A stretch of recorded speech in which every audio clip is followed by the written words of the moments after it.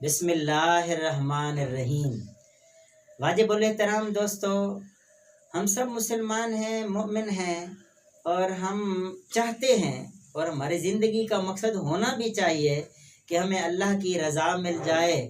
اور اللہ کی رضا کی علامت جو اللہ پاک نے مومنوں کے لیے جنت بنائی ہے، تخلیق فرمائی ہے، اس میں سے بھی ایک حصہ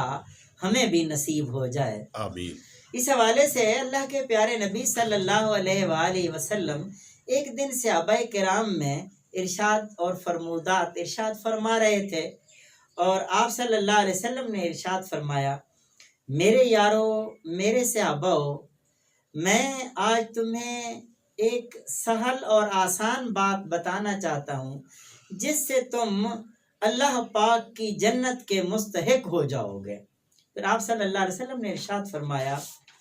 تم میں سے کوئی شخص اس وقت تک جنتی نہیں ہو سکتا جب تک وہ ایمان والا نہ ہو جائے۔ پھر آپ صلی اللہ علیہ وسلم نے ارشاد فرمایا،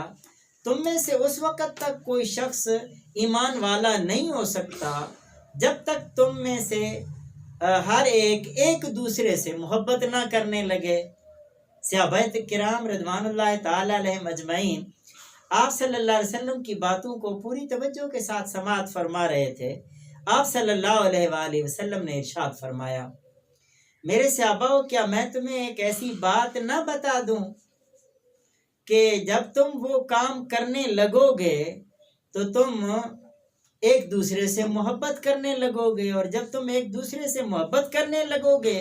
تو تم صاحب ایمان ہو جاؤ گے، اور جب تم صاحب ایمان ہو جاؤ گے تو تم اللہ پاک کی جنت کے مستحق بھی ہو جاؤ گے۔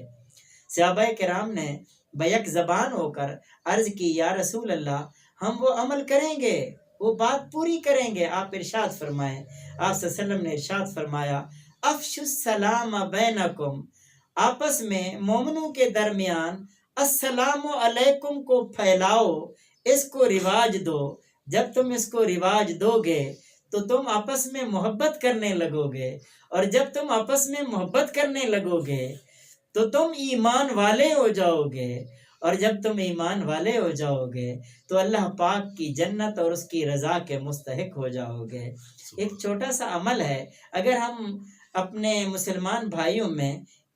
السلام علیکم کے کلمات کو پھیلائیں اور ہر جاننے والے اور نہ جاننے والے کو السلام علیکم کہیں تو اس سے اللہ پاک کی جنت ہمیں نصیب ہو سکتی ہے، مل سکتی ہے۔ اللہ پاک ہمیں اپنی رضا اور جنت نصیب فرمائے، آمین۔